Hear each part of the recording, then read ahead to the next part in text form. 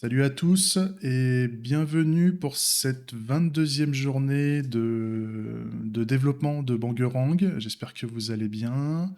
Moi ça va, hein. La semaine s'est bien passée, on est vendredi et on fait le stand-up du matin, comme d'hab. Ce qu'on a prévu de faire aujourd'hui,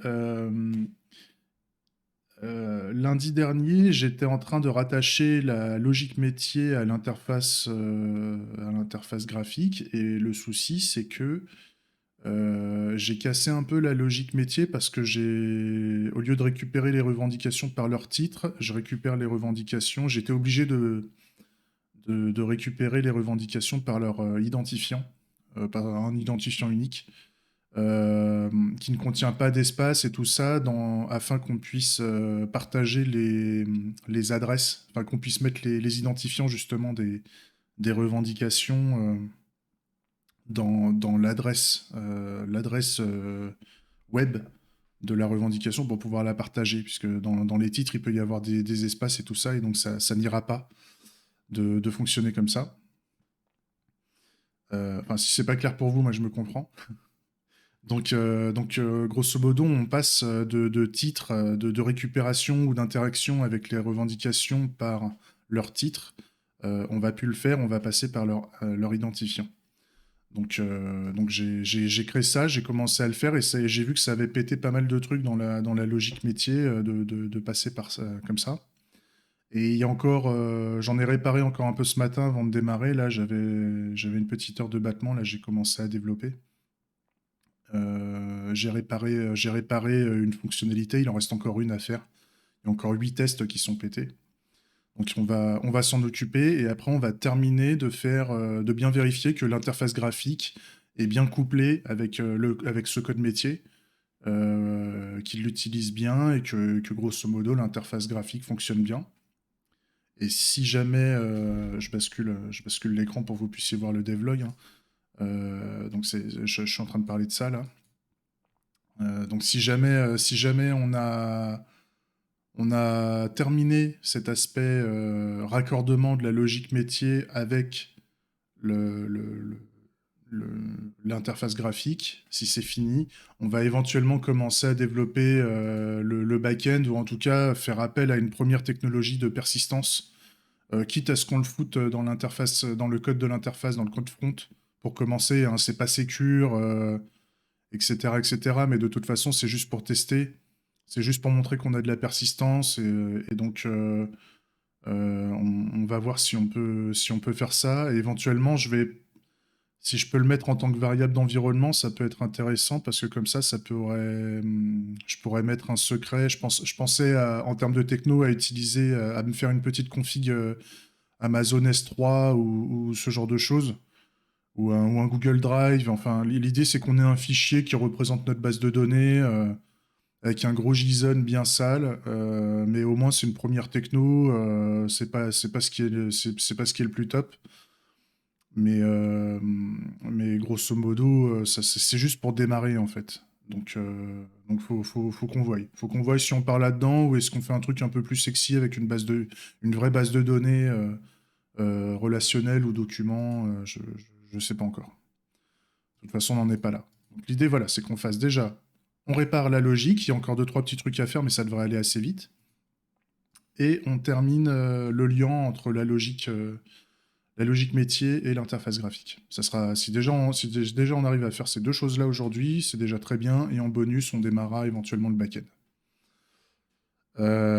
Et puis à la fin de la journée, comme d'hab, on se fait un petit rappel, de ce qu'on a fait pendant la journée. Et puis voilà, c'est pas mal. C'est pas mal. Sinon, qu'est-ce qu'il y a eu entre le jour 21 et le jour 22? Pas grand-chose. J'ai pas bossé plus que ça, comme je vous ai dit. J'ai juste travaillé vite fait ce matin là pour commencer à essayer de réparer le truc. Parce que je sens qu'il reste pas grand-chose à faire. Donc, ça se trouve, en 5 minutes, ça va être plié. Donc, cette histoire de logique métier à réparer là. Donc, je voulais essayer de la terminer ce matin pour qu'on perde pas de temps. Mais bah, il en reste encore un peu à faire. C'est pas grave. Puis comme ça, vous allez voir comment, vous allez voir où est-ce que ça merde. Pour ceux qui savent pas de quoi je parle, normalement, bah, depuis ce matin, vous avez une vidéo de 4 heures, je crois, parce que j'ai fait une grosse session le lundi soir. Enfin, le lundi après, mais j'ai fait 4 heures, je crois, de réparation. Enfin, non, de lien entre la logique métier et l'interface graphique. Et c'est là où je me suis rendu compte que j'étais obligé de modifier un peu la logique métier.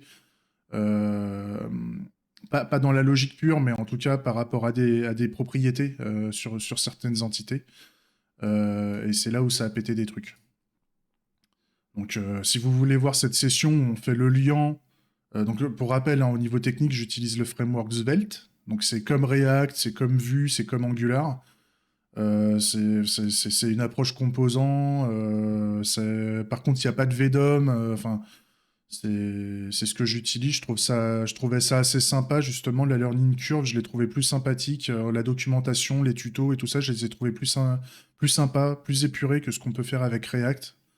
Même si j'aime bien React dans l'idée, je l'ai trouvé plus facile à appréhender, bizarrement. Donc c'est pour ça que je suis parti avec Svelte. Et donc Svelte, c'est assez sympa. Il y a des bons côtés, il y a des côtés un peu moins bons, mais bon, pour le moment, ça fait le café, on va dire.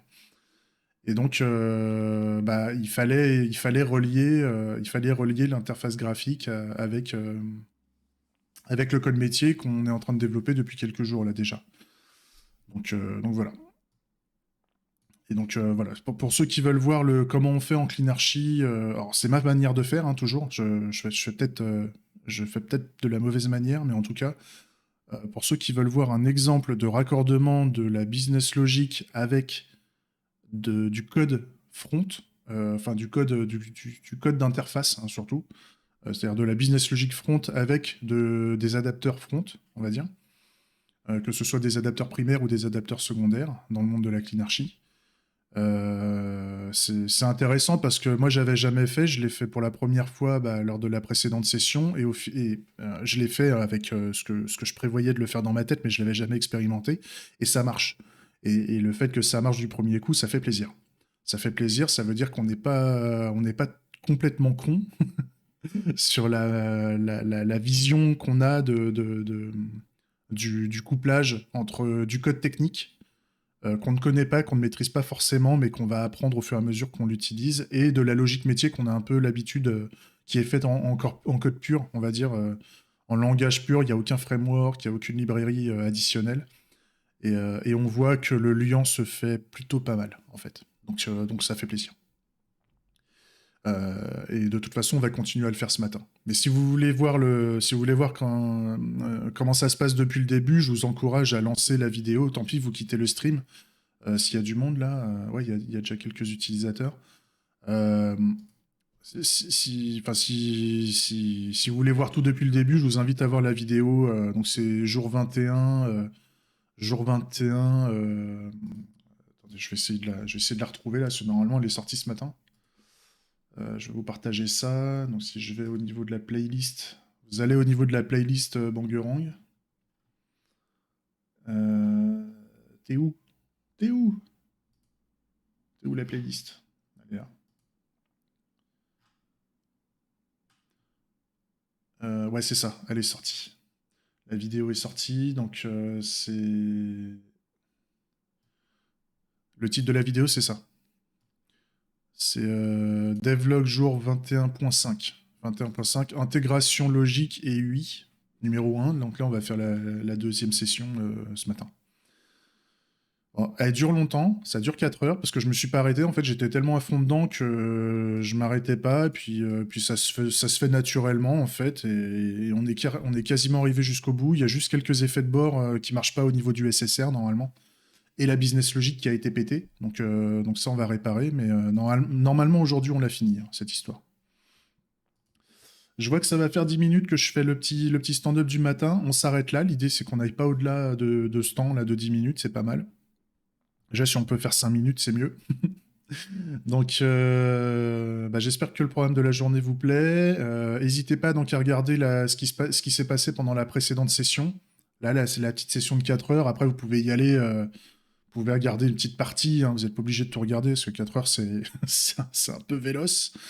Mais c'est pas mal. Franchement, c'est... Et puis de voir que ça marche quand on commence à tester. On n'a pas testé l'interface graphique pendant un long moment. On a fait plein de trucs, on a fait que du code. Et puis à un moment, on se met à tester, puis on voit que ça marche à peu près. Donc on est assez surpris quoi, quand on se met à tester que ça fait le café.